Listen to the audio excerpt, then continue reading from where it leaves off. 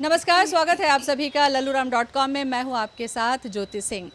8 मार्च का समय सभी को याद दिलाता है कि ये अंतर्राष्ट्रीय महिला दिवस है, क्योंकि इसी दिन महिलाओं ने अपने अधिकारों को लेकर जागरूकता अभियान छेड़ा, सड़कों पर उतरी और उसके बाद उन्हें जाकर बहुत सारे शुरुआती अधिकार मिले। शुरुआती अधिकार कहने का मतलब ये है कि उन्हें पढ़ने का मौका मिला, उसके बाद नौकरी का मौका मिला, घर से बाहर निकलने का मौका मिला और उसके बाद पहचान बनाने का। और आज की महिलाएं ज़मीन से लेकर आकाश तक अपनी पहचान बना चुकी हैं, लेकिन आज भी ज़रूरत है बहुत सारी महिलाओं को जागरूक होने की।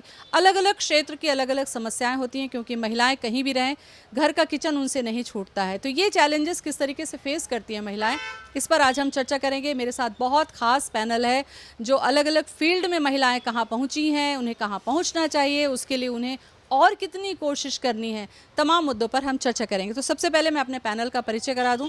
शुरुआत करूं डॉक्टर आशा जैन से। सीनियर गायनेकोलॉजिस्ट हैं और सोशल में भी बहुत सारे अवेयरनेस बीमारी को लेकर चलाती हैं। आशा जी, बहुत बहुत स्वागत है। धन्यवाद। हमारे साथ में अभिलाषा बेहार जी हैं, सचिव है राजभाषा आयोग की। पीएससी की इन्होंने तैयारी की और उस मुकाम को उन्होंने हासिल किया। अभिलाषा जी, आपका स्वागत। और यूनिफॉर्म से पहचान ही चुके होंगे, चंचल तिवारी हैं, एएसपी हैं। और ये जो चैलेंज है ये भी इतना आसान नहीं होता, तो आपका भी बहुत बहुत स्वागत है चंचल। नमस्कार आप सबको। और आप इधर का पैनल रत्ना विश्वास हैं। एक लंबी जर्नी के बाद इन्होंने अपने आप को इस्टेब्लिश किया है योग ट्रेनर के तौर पर। रत्ना, आपका भी बहुत बहुत स्वागत है। और एडवोकेट है हमारे साथ में स्मिता पांडे, जो कि महिला अधिकारों और ऐसे ही बहुत सारे केसेस लड़ती हैं, महिलाओं के हक में आवाज़ उठाती हैं। स्मिता, आपका बहुत बहुत स्वागत है। नमस्कार। डाइट की कितनी ज़रूरत होती है एक महिला के जीवन में, मुझे लगता है ये हम महिलाएं जान सकती हैं, क्योंकि हमारे पास एक जिम्मेदारी होती है कि हमें माँ भी बनना है, हमें मेनोपॉज से भी गुजरना है, बहुत सारे चैलेंजेस हैं। तो जूली पांडे हैं, डाइटिशियन है। जूली, आपका बहुत बहुत स्वागत है। Thank you. और सीमा जिंदल है हमारे साथ में, वास्तुविद हैं, काउंसलर हैं, टैरो हैं। मतलब एक महिला में बहुत सारी प्रतिभाएं हैं। बहुत बहुत स्वागत है सीमा आपका। नमस्कार, धन्यवाद। शुरुआत मैं करूँगी, सबसे पहला शुरुआत मैं करना चाहूँगी अभिलाषा से, क्योंकि अभिलाषा, मैं आपसे जानना चाहूँगी, एजुकेशन हमारे लिए एक समय इतना चैलेंज था कि समाज में घर के बड़े ही, यानी कि माता पिता ही बोलते थे कि लड़कों को पढ़ाओ, लड़कियों को क्या है, लड़कियों को तो अपने आगे जाके ससुराल में जाना है, अगर हायर एजुकेशन देना है तो बेटों को दो। आज के समय में 2025 में महिला दिवस हम मना रहे हैं, क्या लगता है सामाजिक परिवर्तन हुआ है एजुकेशन को लेकर? सबको नमस्कार। सबसे पहले आपके प्रश्न का जवाब देने से पहले कुछ पंक्तियाँ मैं आप सबके समक्ष साझा करना चाहूँगी। आप बस एक दृश्य इमेजिन कीजिए कि स्कूल छूट रहा है और साइकिल पे गांव में बहुत सारी लड़कियां स्कूल ड्रेस में लौट रही हैं। बहुत खूबसूरत लगती हैं, बहुत खूबसूरत लगती हैं साइकिल पर स्कूल जाती लड़कियां। बहुत खूबसूरत लगती हैं साइकिल पर स्कूल जाती लड़कियां, क्योंकि वो स्कूल नहीं सुनहरे भविष्य की ओर जा रही हैं। क्योंकि वो स्कूल नहीं सुनहरे भविष्य की ओर जा रही हैं, ऐसी जगह जा रही हैं जहां मांगते नहीं देते हुए हाथ हैं, जहां अस्तित्व के साथ आत्मविश्वास का साथ है, जहां हर भोर नई उम्मीद जगाती है, जहां आने वाली पीढ़ी तक संवर जाती है, जहां कोई बंधन नहीं उन्मुक्त आकाश है, जहां सबसे पहले सबसे ज़्यादा खुद पर विश्वास है। मैं आपके प्रश्न का जवाब ये कहकर दे सकती हूँ कि जैसे हमने महिलाओं की शिक्षा का देखा, तो अगर हम प्राचीन भारत में देखें तो प्राचीन भारत में आदि शंकराचार्य जी और मंडन मिश्र जी का एक शास्त्रार्थ बड़ा प्रसिद्ध है, और दो सभी शास्त्रों को जाने वाले ज्ञाता आमने सामने बैठे हैं और शास्त्रार्थ हर प्रकार के जो शास्त्र पे चल रहा है, और उसका निर्णयकर्ता कौन है? उभय भारती, एक महिला।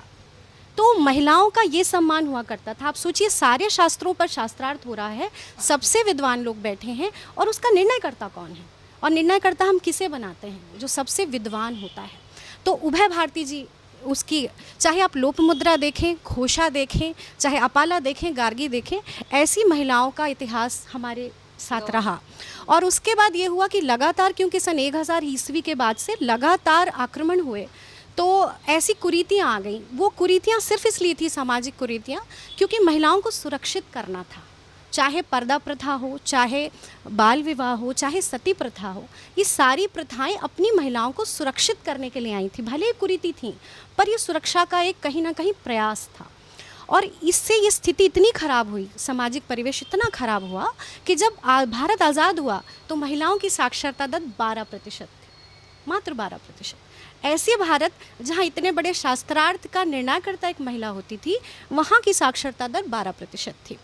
उसके बाद फिर ये स्थिति आई कि 1951 से ले लीजिए या 2001 की आप सेंसस देखिए, 2011 की देखिए, अभी 2011 के बाद की तो सेंसस अवेलेबल नहीं है, तो आप अगर जो आर्थिक और सांख्यिकी विभाग है उसके आंकड़े देखेंगे तो अभी हम 80% से ऊपर साक्षरता दर में हैं, बढ़ गई है। इसका मतलब ये है कि सामाजिक परिवर्तन तो आया है, और जब भी आप गांव जाएंगे आपको साइकिल में बहुत सारी लड़कियां दिखेंगी, तो इससे अर्थ होता है कि मानसिकता में एक पैराडाइम शिफ्ट है और अब लोग लड़कियों को पढ़ाना चाह रहे हैं, साक्षरता दर भी बढ़ रही है और ये बहुत सुखद है। बहुत बहुत सुंदर बात आपने कही, और ये आंकड़े निश्चित ही हमारे लिए बहुत खुशी के हैं।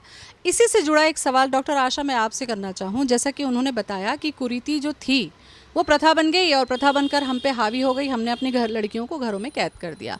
ठीक ऐसे ही आप देखिए कि सेहत में भी था, डिलीवरी जो थी वो घर पे हो रही है, बहुत सारे बच्चे हो रहे हैं, महिलाओं का जो डाइट है, खान पान है वो सही नहीं है, शिशु मृत्यु दर, मातृ मृत्यु दर, बहुत ज़्यादा चैलेंजेस महिलाओं को झेलने पड़े। एज ए गायनेकोलॉजिस्ट आज आप क्या देखती हैं, कितना बदल गया औरतों का सेहत के प्रति नज़रिया 2025 में? देखिए, हम सबको जो भी हमारा याद है इतिहास, वो हम कैलकुलेशन सारे करते हैं जब से हमारे देश को अंग्रेज शासन से मुक्ति मिली। उससे पहले ये स्थिति कतई नहीं थी। समझिए, बात ये है, जो इनने बोला उससे आगे मैं जोड़ के आपसे कहना चाहूँगी कि अभी जो बांग्लादेश में हुआ वो आप लोगों ने देखा, तो उन सब चीज़ों से बचाने के लिए महिलाओं को घर में रखा गया। और घर में डिलीवरी होना कोई बहुत बुरी चीज़ है, ऐसा नहीं है, मगर आज हमारे देश ने इतनी प्रगति कर ली है कि जब भारत स्वतंत्र हुआ था उस समय हमारी मृत्यु दर 4 अंकों में थी। महिलाओं की मृत्यु दर, maternal mortality rate means delivery और उससे रिलेटेड 4 अंकों में थी, वो अभी घट के नेशन वाइड 97 हो गई है। आप सोचिए हमने कितनी प्रगति की है। और इसमें जो हॉस्पिटल्स की उपलब्धता है, इंस्टीट्यूशनल डिलीवरी है और अवेयरनेस, मतलब मैं कहूँगी इन सब का उतना ही योगदान है। डाइट भी सुधरी है, एक्सरसाइज भी आई है, हेल्थ सर्विसेज आई हैं, और एक महिला चाहे वो बाहर कब निकल के पढ़ सकती है, जब चंचल मैम अपना काम अच्छी तरह करे। मतलब जब महिला को सुरक्षा है तब तो वो घर से निकल रही है, तब वो खा पी रही है, तब वो ग्रो कर रही है। अभी मुझे जो चिंताजनक चीज़ दिखती है वो ये है कि सर्वाइकल कैंसर, WHO कहता है 2030 तक एलिमिनेट करो, पर हमारे देश में आज भी डिलीवरी केयर अब बहुत इम्प्रूव हो गई है, मगर पोस्ट डिलीवरी जब एक बार बच्चे हो गए, सब हो गए, फिर उसके बाद जो केयर होनी चाहिए थी वो ख़त्म हो गई है। आपके पास महिला आती है, शी 60 ईयर्स ओल्ड, अब उसको ब्लीडिंग हो रही है, उसने 30 साल पहले डिलीवरी हुई थी, उसके बाद कभी चेकअप ही नहीं कराया। So this is the worst part, जिसलिए आज भी वर्ल्ड में जितना सर्वाइकल कैंसर है उसका 25% हमारे यहाँ है और 27% डेथ्स हमारे यहाँ हैं।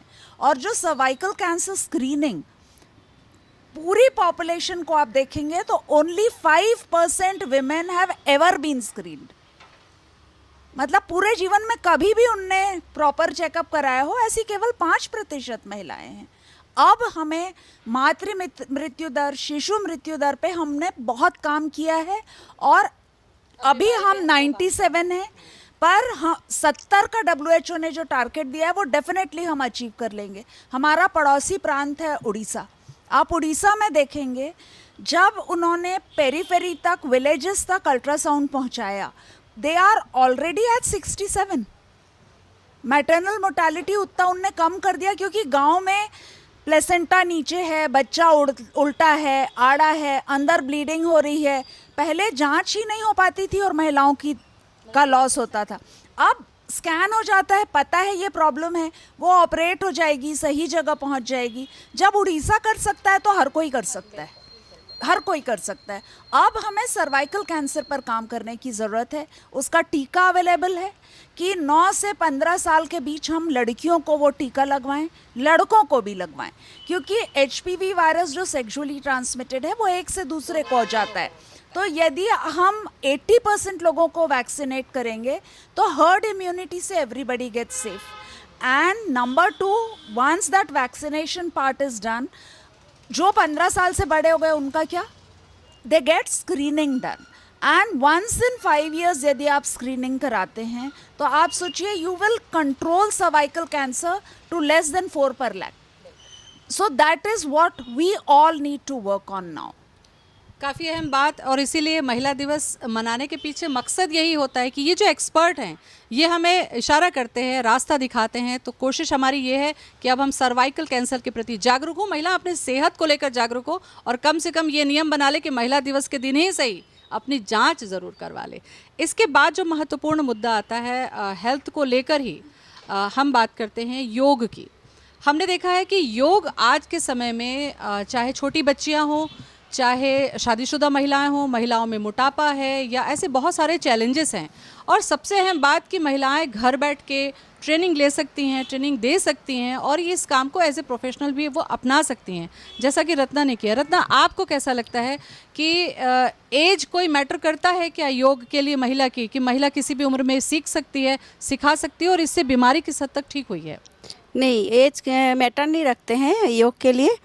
योग सभी महिलाएं कर सकते हैं. जैसे आजकल ये हो गया कि बच्चे का हाइट नहीं बढ़ते हैं. आपके घर पे कोई चिल्ड्रन है, शिशु है, तो उसको 3 साल की उम्र से ही आप योग करा सकते हो. जैसे पद्मासन में आपको बैठना सिखाना है, एक एज के बाद आप जैसे आप कंटिन्यू प्रैक्टिस में नहीं रहोगे तब आप पद्मासन में नहीं बैठ सकते हो.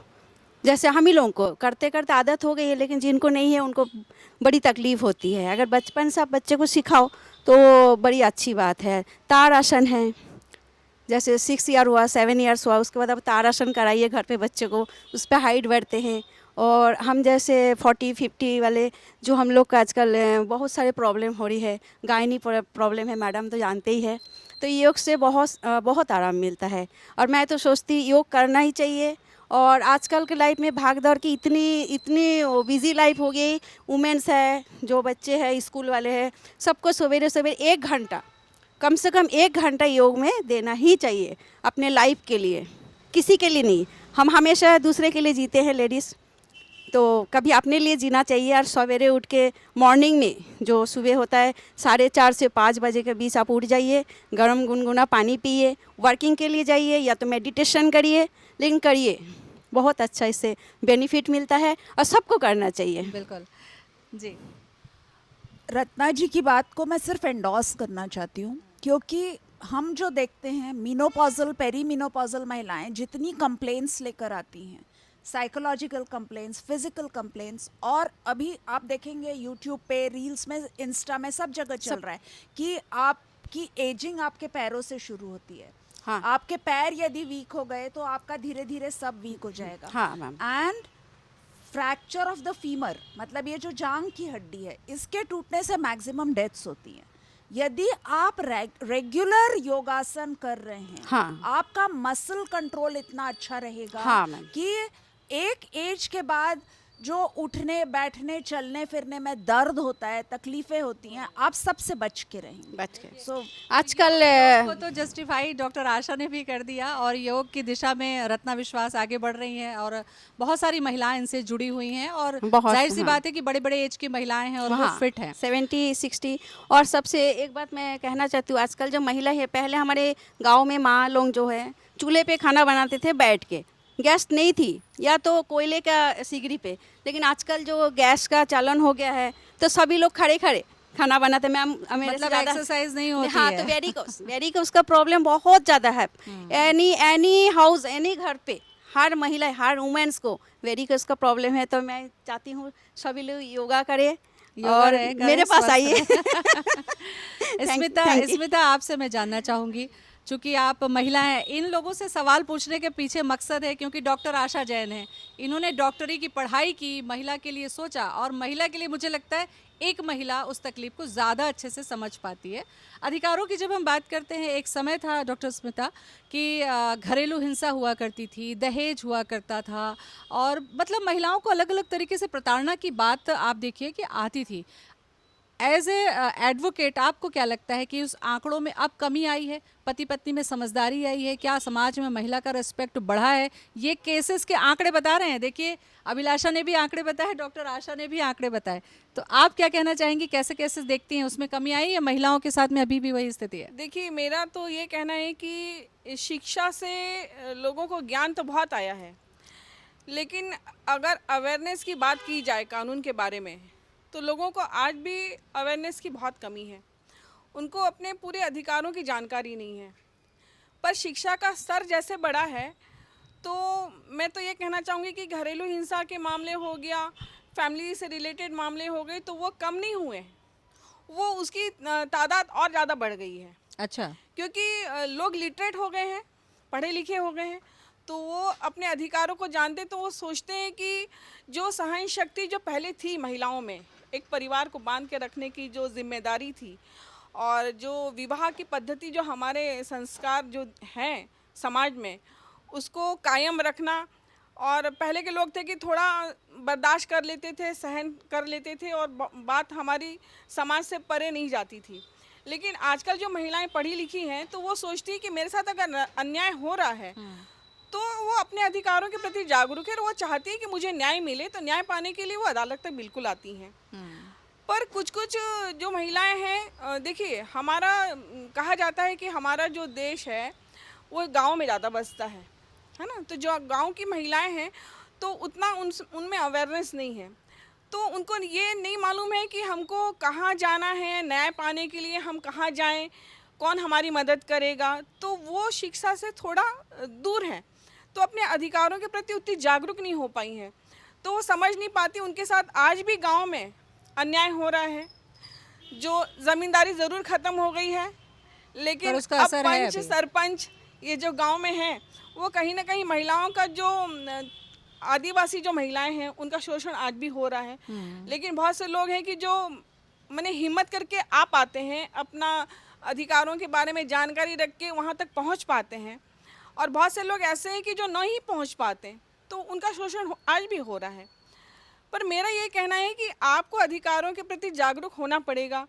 और अभी तो आप देख लीजिए कि आंगनबाड़ी वगैरह है, वहाँ पर जो महिलाएं हैं कार्य कर रही हैं, तो वो जानकारी देती हैं कि भाई आपको चाहे स्वास्थ्य से संबंधित हो, चाहे शिक्षा से संबंधित हो, चाहे पुलिस प्रशासन के बारे में भी जानकारी देनी कि आपको कहाँ जाना है, कहाँ पर करना है, तो उनको अधिकारों की जानकारी होती है। और आज भी गाँव की महिलाएं भी शहर में आके न्याय पाने के लिए अदालत तक मतलब आती हैं। ये समझे कि अपने अधिकारों के प्रति महिला सजग हो गई है, बिल्कुल, खास करके यंग जनरेशन जो है, अब वो पूरी तरीके से अवेयर है अपने अवेयर है। अधिकारों को लेकर। डाइट का मैटर आपसे कर लूँ मैं जूली, क्योंकि पहले तो यही होता था कि घरों में परिवार को खिलाने के बाद आखिरी में महिलाएं खा लिया करती थी, और जो बच गया तो ठीक है, नहीं बचा तो फिर किसी और से खा लेती थी। इसका खामियाजा महिलाओं को सेहत में भुगतना पड़ा है। एज ए डाइटिशियन, चूँकि आप भी एक महिला हैं, कितना ज़रूरी समझती हैं कि 2025 में महिलाओं को अपने खान पान, अपनी सेहत के प्रति सजग रहना चाहिए, और कितनी महिलाएं आप तक पहुंचती हैं इन बातों को लेकर?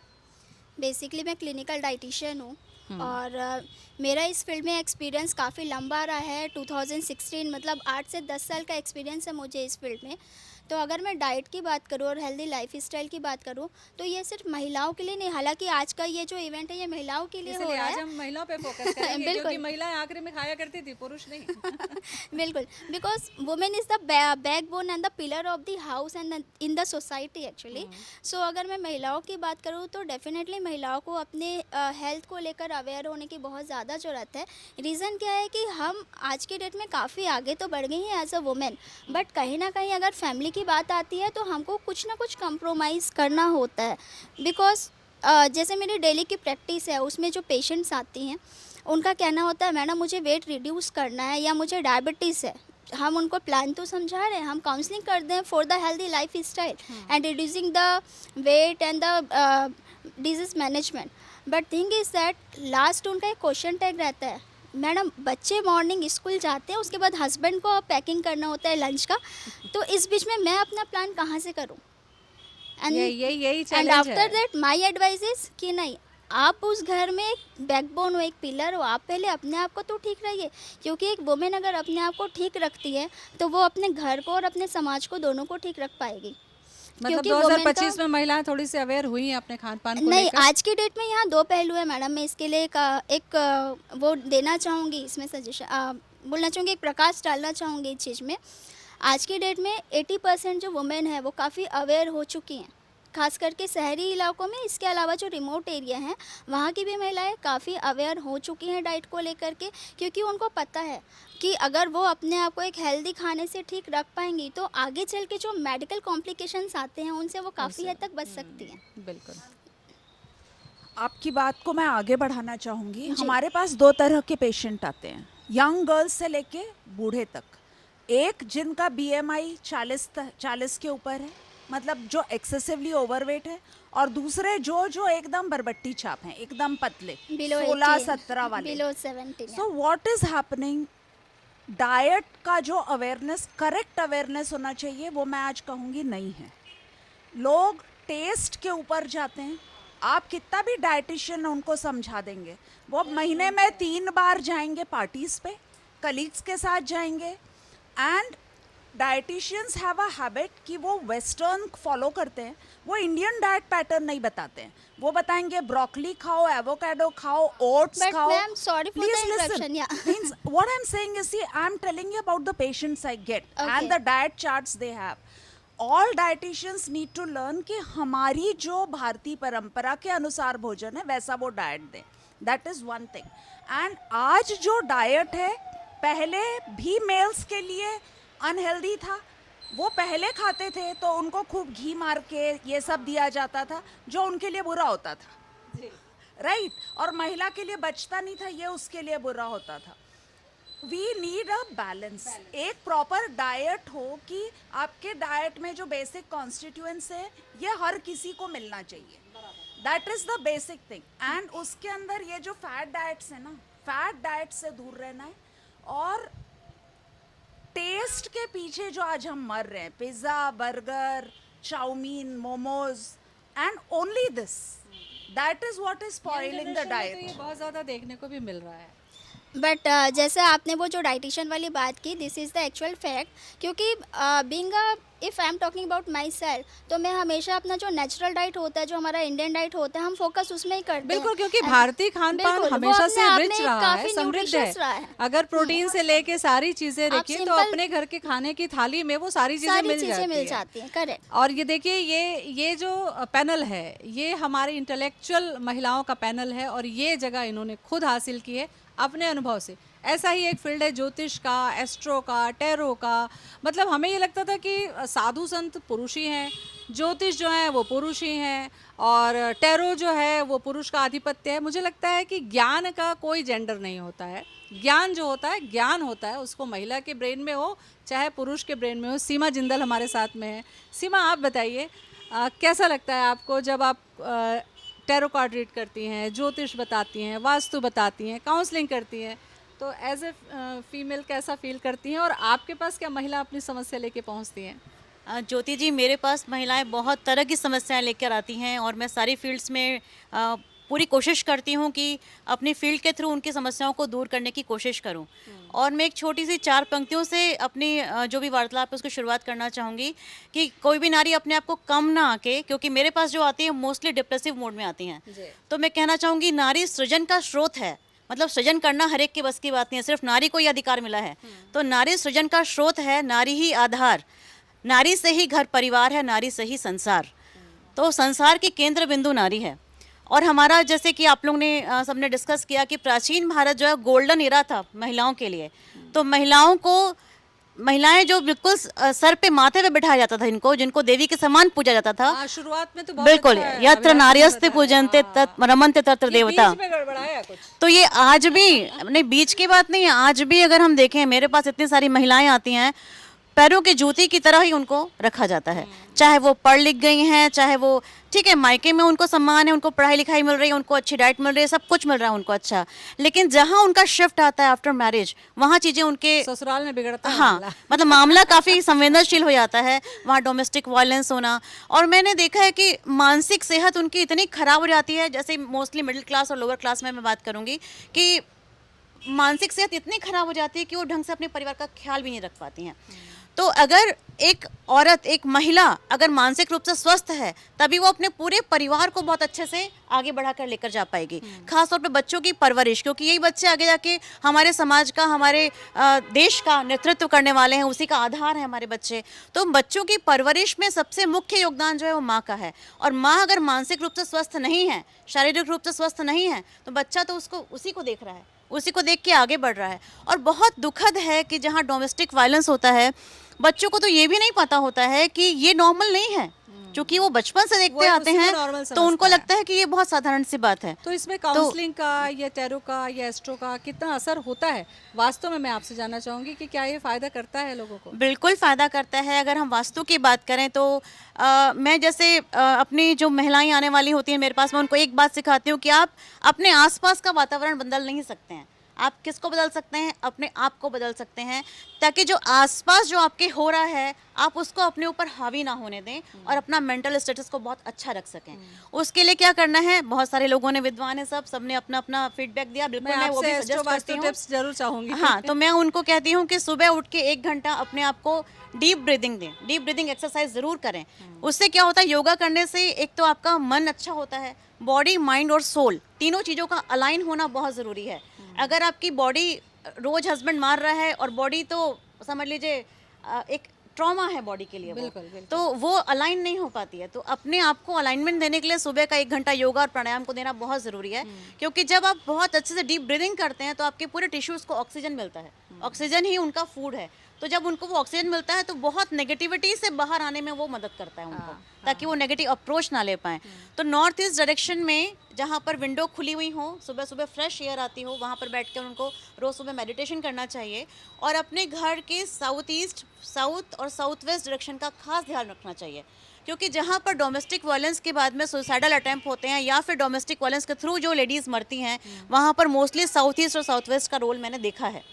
और साउथ में अगर कोई दोष हो तो वहाँ पे सुसाइड अटेम्प्ट ज़्यादा होता है। तो ऐसे में अगर तो- कुछ चीज़ें न बदली जाएं सीमा जी, तो ऐसे अगर हमको लग रहा है तो कुछ घरेलू टिप्स कि वहाँ पर वो क्या कर सकती हैं, ऐसा कुछ बताइए आप। अगर मान लीजिए वहाँ पर कोई टॉयलेट है तो हम ये कर सकते हैं कि रेमेडीज़ तो बहुत सारी होती हैं, लेकिन रेमेडीज़ पे भी ना जाके मैं छोटी छोटी टिप्स दूंगी आपको कि अगर साउथ की वॉल में कोई ब्लू कलर का वाटर बॉडी लगी हुई है, कोई ब्लू कलर का इस्तेमाल किया हुआ है, तो वो कलर वहाँ इस्तेमाल ना करें, क्योंकि वो उस चीज़ को इनकरेज करता है।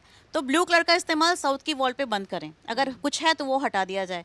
अगर साउथ वेस्ट बिल्कुल कॉर्नर पे कोई टॉयलेट है या कोई वहाँ पर पानी का कोई सोर्स है, तो वो पानी का सोर्स वहाँ से हटा देना चाहिए। वहाँ अगर मान लीजिए बाथरूम ही है, दक्षिण तो पश्चिम? दक्षिण पश्चिम, साउथ वेस्ट का कॉर्नर, बिल्कुल दक्षिण पश्चिम का वहाँ कॉर्नर पे जो है, टॉयलेट से जुड़ी चीज़ें नहीं होनी हाँ, मतलब वहाँ पे वाटर बॉडी, वाटर से रिलेटेड कोई भी चीज़ नहीं होनी चाहिए। तो टॉयलेट है, बाथरूम है, कोई टंकी नीचे रखी हुई अंडरग्राउंड टंकी है, तो अगर वो उसको हटा सकें तो बहुत अच्छी बात है। और अगर रिलेशनशिप बहुत हार्म हो रही है और वो किसी चीज़ में अपने आप को कैपेबल नहीं कर पा रही हैं, तो रिलेशनशिप को अच्छा करने का एक तरीका ये भी है कि हमारे यहाँ, वैसे तो हमारे यहाँ घरों में पीपल और बड़ के पेड़ को अलाउ नहीं किया गया है कि घर में रखना है, लेकिन एक रेमेडी के तौर पे पूर्व दिशा में छोटा सा पेड़ गमले में, ज़मीन पे नहीं, बरगद का छोटा सा पेड़ रखा जाए और पश्चिम में पीपल का छोटा सा पेड़ गमले में रखा जाए, ज़मीन में नहीं। बिल्कुल। तो ये जो रिलेशनशिप को अलाइनमेंट करने में बहुत हेल्प करता है। देखिए, हर महिला अलग अलग तरीके से, हमने कोशिश की है कि महिला दिवस में हम आपको हर तरीके के टिप्स दें कि आपकी लाइफ बहुत अच्छी हो सके। और ये सारे जो गेस्ट हैं, मैं कोशिश करूंगी कि आने वाले समय में स्पेशल एपिसोड में इनसे बनाऊं और इनसे जुड़ी जानकारी मैं आप तक अलग अलग माध्यम से पहुंचाऊं।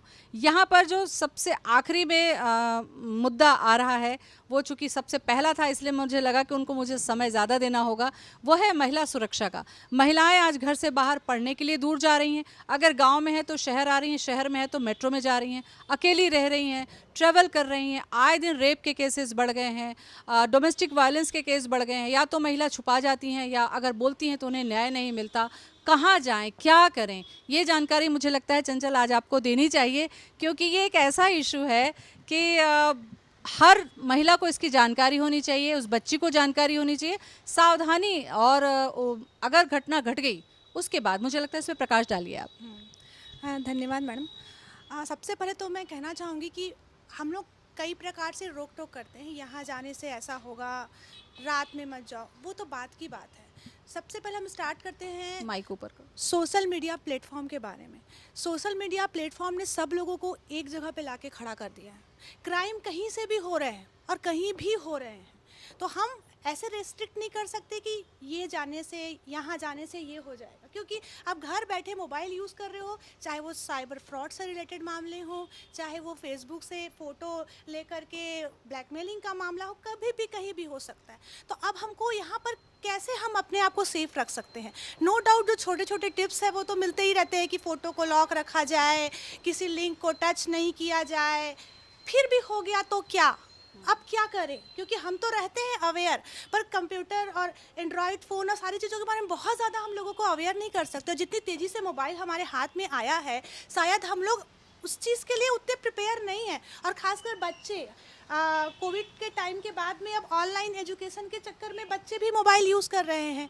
तो जैसा डॉक्टर्स मैडम यहाँ पर बैठे हुए हैं, मैं उनको कोरिलेट करके बोलना चाहूँगी कि जैसे एक शरीर में बीमारी होती है तो हमारा पहला ये होता है कि हम उसको फील करें हमको बीमारी हो रही है।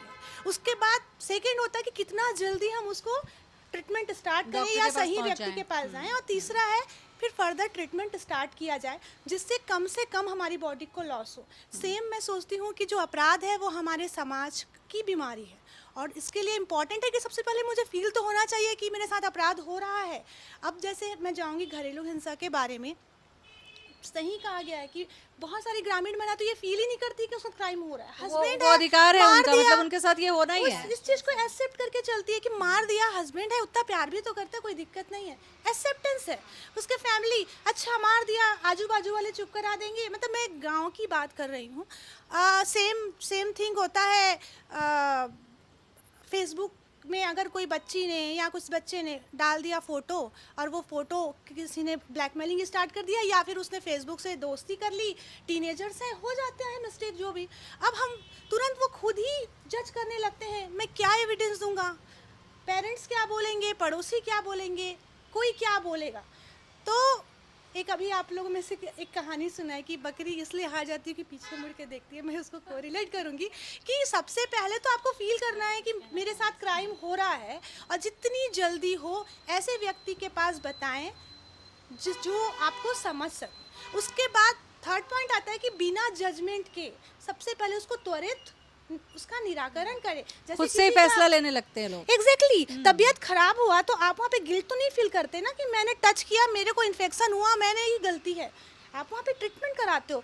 दैट्स वे अगर आपके साथ क्राइम हुआ है तो वो तो बात की बात है, वो तो एनालिसिस करेंगे कि क्या था, उस पर नहीं जाना है अपने को। सबसे पहले हमको प्राइमा फेसी उसका मेंटल और उसका जिस भी प्रकार का क्राइम हुआ है, अगर वो बच्चा है, बच्ची है, तो उसको काउंसलिंग की ज़रूरत है। फैमिली इशू में भी जैसा हम लोग देखते हैं कि बहुत कम बार ऐसा होता है कि सीधा कोई वाइफ अपने हस्बैंड को जेल भेजना चाहेगी, हमारे पास आते हैं, मैडम समझा दो, हो सकता है कि समझाने से ठीक हो जाए। हर कोई अपने परिवार को बचाना चाहता है। तो वहाँ पर ये है कि सही आदमी तक पहुँचा जाए, और इसके लिए अवेयरनेस बहुत ज़रूरी है ताकि हम बिल्कुल चंचल, कुछ ऐसे नंबर भी मैं आपसे चाहूंगी कि यहाँ पे बिल्कुल। आप शेयर करिए कि बिल्कुल। मान लीजिए कोई महिला अकेली है, किसी मुसीबत में है, तो वो कहाँ कॉल करे। कई बार ये होता है ना कि छुप के ही सही कोई बता तो दे मेरी तकलीफ, बिल्कुल, तो वो बिल्कुल। गोपनीय भी रह जाए और मेरा दर्द भी बयां हो जाए। वो वाली जो सिचुएशन है ना महिलाओं के साथ, ये बड़ी खतरनाक होती है। जी जी, इसी के लिए पुलिस विभाग ने यहाँ पर तो एक तो कंट्रोल रूम का नंबर है जो कि सबके पास होना चाहिए। मुझे लगता है हर फैमिली में अपने घर पे जैसे आप सारी चीज़ों का नंबर रखते हैं, तो एक इमरजेंसी कांटेक्ट नंबर अपने पुलिस का होना ही चाहिए। यहाँ पर 947, मैं बता देना चाहूँगी अगर इस मंच के माध्यम से लोग अगर नोट करना चाहें तो, कि रायपुर में हेल्पलाइन नंबर है 94791 90167। ये महिला रक्षा टीम का हेल्पलाइन नंबर है। यहाँ पे महिला पुलिस काम करती हैं, और अगर कोई प्रॉब्लम हुआ तो महिलाएं ही जाके आपको सुनेंगी। और इसको बनाने का मकसद ही ये है कि वो आपके डोर पे जाएगी, आपको कोई एप्लीकेशन नहीं देना है, और वहाँ पे आपको जिस भी प्रकार का समस्या है, अगर आप नहीं चाहते कि अपराध दर्ज हो तो अपराध दर्ज नहीं होगा। आप जो आपके मतलब सूट एक तरीके करे। का सहारा है चंचल बिल्कुल, ये नंबर बिल्कुल। आपके आप लिए। उसमें एडवाइस के लिए कॉल कर सकते हैं। इसके अतिरिक्त पुलिस मुख्यालय से एक अभिव्यक्ति ऐप नाम का ऐप बनाया गया है, आप उसको अपने मोबाइल पे डाउनलोड कर सकते हैं। उस ऐप में आप ऑनलाइन कंप्लेन कर सकते हैं। उसमें जितने आप लोगों को कानून के द्वारा प्रदत्त अधिकार है उसके बारे में उसकी जानकारी रहती है। साथ में जब आप उसमें कंप्लेन डालेंगे, उसका निराकरण होगा, उसकी जानकारी भी आपको उसमें दी जाएगी। तो इससे आप अपने कंप्लेन का देख भी सकते हैं कि उसकी ट्रैक स्थिति कर सकते हैं कि क्या exactly। स्थिति है। साथ में उसमें एक SOS नंबर बटन दिया हुआ है। कोई ऐसी इमरजेंसी की स्थिति है कि आप ना बात कर पा रहे हैं और ना मैसेज। इमरजेंसी हेल्प की ज़रूरत है, तो उसको टच करते ही पुलिस आपके अक्षांश देशांत को लोकेट करके उस जगह पे पहुंचेगी, 112 की टीम, और उसमें 10 सेकेंड का ऑडियो विजुअल रिकॉर्डिंग भी पुलिस के पास जाएगा। तो वहाँ पर आपको ना बोलने की ज़रूरत है, ना आपको वहाँ पे अपना डिटेल देने की ज़रूरत है, आपको खुद ट्रैक करके पुलिस वहाँ पे पहुँच जाएगी। और इसमें आपका कहीं नाम आ रहा है ये वाली भी बात नहीं है, आपकी गोपनीयता भी बनी रहेगी। और एक पहलू तो ये भी है चंचल की कोशिश करिए कि अपनी बेटियों को इतनी मजबूत बनाइए कि वो बिल्कुल। चंचल की तरह पुलिस सेवा में जा सके, आर्मी में जा सके, तो अपनी सुरक्षा के साथ साथ दूसरी महिलाओं की भी सुरक्षा कर सके। आप कुछ कह रही थी सीमा जी? हाँ जी, ज्योति जी, मैंने कई सारे इस तरह के केस देखे हैं जो सोशल मीडिया पे इन्होंने जिक्र किया है कि कई बार बच्चों का अनजाने में, और कई बार हो जाती हैं इस तरह की चीज़ें कि कुछ फोटोग्राफ्स उनकी लीक हो जाती हैं या अपलोड कर दी जाती हैं और ब्लैकमेलिंग होती है।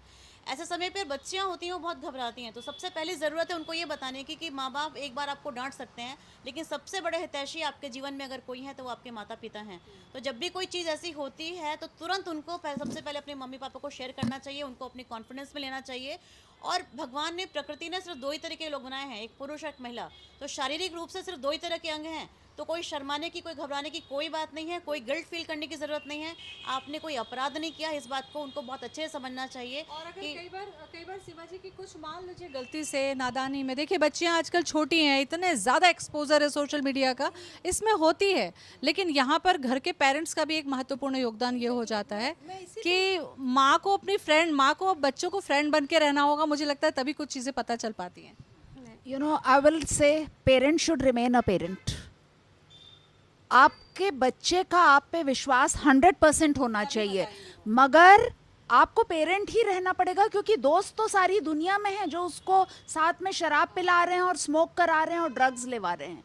It is only a parent जो उसको सही दिशा दिखा सकता है। और as a doctor I will tell you कि लाइफ के फर्स्ट 6 इयर्स में बच्चे के अंदर जो हार्ड कोडिंग होती है वो उसके जीवन भर के संस्कार होते हैं, तो उस पे आपको ध्यान रखना पड़ेगा। जो मैम ने बोला कि माँ पीटती है और उन्हें पता है पीटती है और बच्चे को लगता है ये नॉर्मल है, that is true, because 6 years of life में यदि आप बच्चे के साथ बैठ के एकता कपूर का सीरियल देख रहे हैं, A loves B, B loves C, C loves D, D loves E, and तब तक E falls in love with A, आप बच्चे के दिमाग में वो हार्ड कोड कर रहे हैं और कल के दिन उसको ये सब करने में कोई ग्लानि नहीं होगी।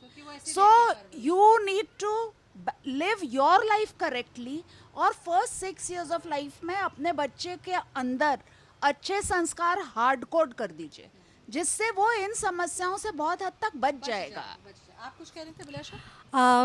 मेरा बेसिकली मैं डिस्ट्रिक्ट ऑफिसर महिला बाल विकास में मैंने बहुत लंबी सेवा की है, और अभी मैं यहाँ संस्कृति विभाग में राजभाषा आयोग के सचिव के पद पे हूँ। तो महिला बाल विकास के दृष्टिकोण से मैं कुछ बताना चाहूँगी। जो चंचल मैडम ने कहा कि अगर देखिए हमारे यहाँ नारी निकेतन होते हैं, अगर आपको कहीं पे भी कोई ऐसी महिला है जिसके पास आश्रय नहीं है, उसे आश्रय चाहिए, तो और उसका कोई भी ऐसा नहीं है कि जिसके पास वो अपना जीवन यापन कर सके, तो नारी निकेतन में उसको आश्रय मिल सकता है। इसके लिए संपर्क कहाँ करें? क्या आप कोई महिला नंबर बाल है? विकास के जिला कार्यालय में संपर्क कर सकते हैं या परियोजना कार्यालय में कर सकते हैं। इवन हमारी जो फील्ड लेवल कार्यकर्ताएं होती हैं उनके पास भी आप संपर्क करेंगे तो वो आपको वहाँ पे जो है कहीं ना कहीं आपको सही राह दिखा देंगे वो। दूसरा, आप अगर देखते हैं कि मान लीजिए आपको शॉर्ट टर्म आश्रय चाहिए, जैसे रेलवे स्टेशन में या बस स्टैंड में आपको कोई महिला मिली या कोई बच्ची मिली और उसको अभी कोई भी उसके पास, हमारे पास ऐसी जगह नहीं है जहां हम उसको छोड़ सकें, तो हर जिले में सखी वन स्टॉप सेंटर होते हैं। अच्छा। जहां 5 दिवस तक का आश्रय ऐसी महिलाओं को मिल सकता है। वहां पे एक वन स्टॉप सेंटर का अर्थ ही समझ जाइए कि सारी सुविधाएं एक छत के अंतर्गत। ये बहुत अच्छा इनिशिएटिव था। लीगल सर्विसेज हो, हेल्थ सर्विसेज हो, कानूनी चीज़ है सर्विस, वहाँ पे। एवरीथिंग आपको मिलेगा और 5 दिन का आपको आश्रय भी मिलेगा। इसके अलावा एक स्वाधार गृह भी महिला बाल विकास जो है संचालित करते हैं। जैसे मान लीजिए कोई डोमेस्टिक वायलेंस से पीड़िता है, कोई सेक्स ट्रैफिकिंग की कोई महिला है, कोई HIV एड्स पीड़ित महिला है, अगर इस तरीके की कोई भी महिला है तो आप स्वाधार गृह में उसको हम ट्रेनिंग भी देते हैं कि वो अपने नाम से ही समझ में आ रहा है स्वाधार, वो अपने पैरों पे खड़ी हो सकती है और एट द सेम टाइम उसको वहाँ पे जीवन यापन की पर्याप्त सुविधाएं भी मिलती हैं। साथ ही मैं आपको ये भी बताना चाहूँगी कि अगर बच्चियाँ हैं, छोटी बच्चियाँ हैं, तो बच्चियों की कंडीशन में आप ये कर सकते हैं कि हमारे यहाँ बालिका गृह संचालित होते हैं। अगर उसके लीगल पेरेंट्स हैं भी, बट मान लीजिए नशा करते हैं, मारते पीटते हैं, अच्छे से नहीं रखते, या सौतेले पिता हैं, ऐसी कोई कंडीशन है कि प्रॉपर उसका केयर नहीं हो सकता, ऐसे हम बच्चों को हम कहते हैं CNCP बच्चे, child in need of care and protection. ऐसी अगर बालिकाएं हैं तो इन बालिकाओं को आप जो है बालिका गृह में बिल्कुल वो कर सकते हैं। और मान लीजिए आपने कभी देखा कि कहीं किसी स्थान पे कोई बालिका है, कोई बच्चा तो है, आप खुद से भी संज्ञान ले खुद सकते नहीं, हैं। CWC के समक्ष वो बच्चा प्रस्तुत होता है, चाइल्ड वेलफेयर कमेटी के समक्ष। उसके बाद चाइल्ड वेलफेयर कमेटी रिकमेंड करती कि उस बच्चे को जी। क्या करना। चलिए, तो ये आज की जो चर्चा थी हमारी, इसमें हमने कोशिश की कि तमाम वो पहलू हम शामिल कर सकें, चाहे सुरक्षा की बात थी। चंचल कुछ कहना चाह रही हैं? मैं इस मंच के माध्यम से अपील करना चाहूँगी कि जो हम लोगों ने यहाँ पे डिस्कस किया, और ख़ासकर महिला और बच्चों के सुरक्षा के संबंध में, तो आप जब भी आप लोगों के साथ कभी ऐसा अपराध हो या आपके आसपास किसी के साथ भी हो, तो उसको गाइड जरूर करें, उसको अवेयर जरूर करें। और पुलिस विभाग उनके हेल्प के लिए है, तो ज़रूर से हेल्प लेवे, आपकी सुविधा के लिए बनाया गया है। बिल्कुल। धन्यवाद। और अब तो बहुत सारी महिलाएं भी अधिकारी हैं, तो इसमें मुझे लगता है कि जिन घरों में बेटियां हैं या जिन घरों की महिलाएं हैं, वो भी इनका मदद ले सकती हैं। तो कोशिश यही कीजिए कि आप अपने आप को पहचानिए, क्योंकि महिला सक्षम है, पूरी तरीके से कानून का सहारा ले सकती हैं, पुलिस का सहारा ले सकती हैं। सेहत से जुड़ी प्रॉब्लम है तो शर्माएं नहीं, झिझके नहीं, क्योंकि बीमारी वो समस्या है जो पहले स्टेज में ठीक हो सकती है। डॉक्टर आशा ने महत्वपूर्ण जानकारी भी दी, और योग के बारे में तो मुझे लगता है सभी लोगों ने कहा, डॉक्टर्स ने कहा, काउंसलर ने कहा, योग प्रशिक्षक ने कहा कि 1 घंटे का समय आप अपने लिए निकाल लीजिए। बहाने हम बहुत करते हैं कि हमारे पास समय नहीं है। कोशिश कीजिए, अपने लिए जिए, स्वस्थ रहिए, मस्त रहिए, क्योंकि आप अगर अच्छी हैं, खुश हैं, तो आपका जो परिवार है, आपका जो रिश्ता है, बहुत अच्छा रहेगा। बहुत बहुत शुभकामनाएं आप सभी को। चंचल, अभिलाषा, डॉक्टर आशा, रत्ना, स्मिता, जूली और सीमा, सभी का बहुत बहुत धन्यवाद। तो आप सभी को महिला दिवस की बहुत बहुत शुभकामनाएं। नमस्कार।